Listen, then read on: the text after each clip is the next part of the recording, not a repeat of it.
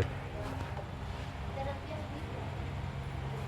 Figure इसके main है, आपको सिर्फ मेन फोकस करना है फिगर पे। फिगर बन गया, हाँ फिगर आपने बना लिया, क्वेश्चन का सॉल्यूशन में लिखा। ठीक है, पहला हमने इसका बता दिया था कि जिस समय सूर्य का उन्नयन कोण 45 डिग्री था, एक मीनार की परछाई उस मीनार की लंबाई से बराबर होगी। ठीक है, दूसरा क्वेश्चन है किसी स्तंभ की ऊंचाई उसकी छाया से √3 गुना है।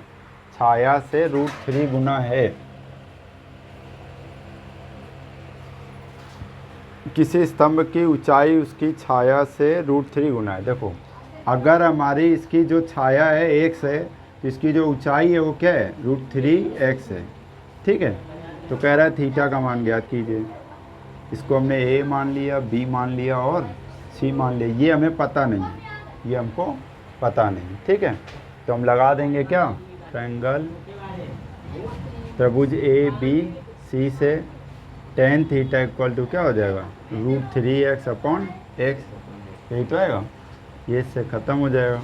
तो क्या हो जाएगा, tan थीटा इक्वल टू √3 किसका मान होता है, tan में बताना, tan 7। tan ही क्यों लगाया, तो हमने बताया जब इधर tan है तो हम इधर भी tan के ही मान को देखेंगे। ये नहीं साइन कॉस में कुछ भी देखने लगे, नहीं, जब इधर tan दिया है तो इधर भी हम tan में ही देखेंगे। ठीक, तो दोनों कैंसिल हो जाएंगे, तो थीटा इक्वल टू 60 डिग्री, ये इसका आंसर है। ठीक है, ये हमारा था क्वेश्चन नंबर दूसरा। ठीक, आते हैं क्वेश्चन नंबर तीसरा में। ठीक है, एक मीनार के आधार से 20 मीटर दूर भूमि पर स्थित एक बिंदु से मीनार की चोटी का उन्नयन कोण, यानी कि एक हमारी मीनार है, ठीक है, और उस मीनार से 20 मीटर दूरी पर भूमि पर कोई जो है क्या एक पॉइंट है। ठीक है, 20 मीटर दूर पर कोई पॉइंट है और इसका चोटी का उन्नयन कोण क्या बनना है, 30 डिग्री। उन्नयन कोण का मतलब नीचे बन रहा है, औनमन होगा तो हम ऊपर बना देते हैं। ठीक है, तब मीनार की ऊंचाई ज्ञात कीजिए। मीनार की ऊंचाई हमें नहीं पता यहाँ से। ठीक है, तो ये हमने P मान लिया, इसको Q मान लिया और इसको R मान लिया। ठीक है, तो फिर से क्या लिखेंगे, त्रिभुज PQR से इतनी लाइनें लिखनी है, कहीं भी कम नहीं करना है। ठीक है, अब tan फिर से लगा दो, tan 30 डिग्री इक्वल टू, मान लो इसकी हाइट क्या है, h है। ठीक, माना मीनार की ऊंचाई बराबर h।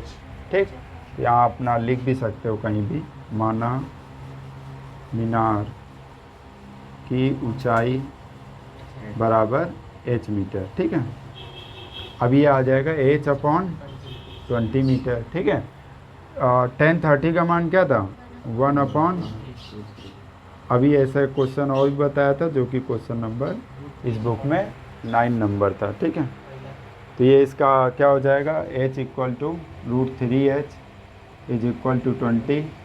h इक्वल टू क्या हो जाएगा, 20/√3, और √3 का हम क्या कर देंगे, कॉन्जुगेट कराएंगे, तो 20√3/3 मीटर इसका आंसर।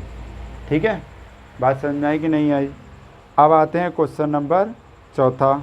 चौथा भी हमने बता दिया है कि सूर्य का उन्नयन कोण कितना है, 45 डिग्री का है, और h मीटर के स्तंभ की परछाई होगी, तो परछाई भी h ही मीटर होगी। अगर ऊंचाई h है तो परछाई भी h होगी, क्योंकि 45 डिग्री में हाइट यानी ऊंचाई और परछाई दोनों क्या हो जाती, बराबर हो जाती। ठीक, तो ये लाइन भी तुम्हें याद रखना है। ठीक है, अब आते हैं क्वेश्चन नंबर 5 में। ठीक है, देखो क्वेश्चन नंबर 5,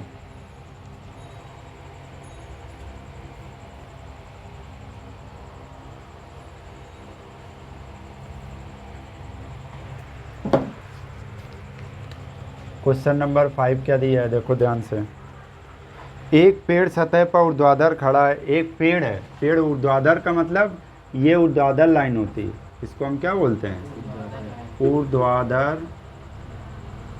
ठीक है, इसको हम ऊर्ध्वाधर बोलते हैं। और ये जो इधर पड़ा होता है इसको हम क्या बोलते हैं, क्षैतिज बोलते हैं। क्या बोलते हैं, क्षैतिज। जो भूमि होती, भूमि क्षैतिज होती। ठीक, और जब कोई चीज़ खड़ी होती है तो उसे हम ऊर्ध्वाधर बोलते हैं। ठीक, बात समझ में आ गई कि नहीं आ गई। एक पेड़ है जो ऊर्ध्वाधर खड़ा है, हॉरिजॉन्टल खड़ा है। ठीक है, अच्छा, अब ऊर्ध्वाधर खड़ा है और कह रहा है पेड़ से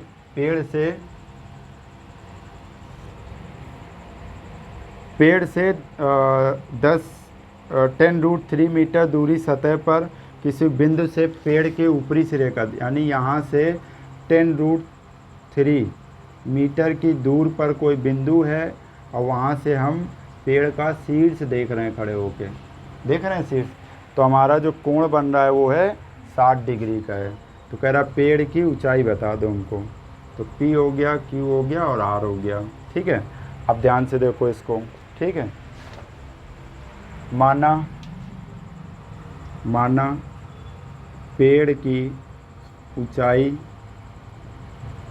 बराबर h मीटर। ठीक है, पेड़ की ऊंचाई कितनी हमने मान ली, h मीटर मान ली, यहाँ दिखा दो h मीटर।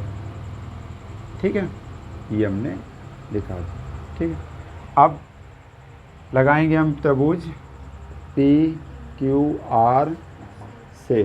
ठीक है, tan 60 डिग्री, चाहो तो यहाँ लिख सकते हो tan थीटा इक्वल लंब बटे का फॉर्मूले लिख सकते हो, बट ठीक है, इतना अब तुम लोग सीख गए हो। h अपॉन क्या हो जाएगा 10√3, बात समझ में आई, लंब बटे आधार।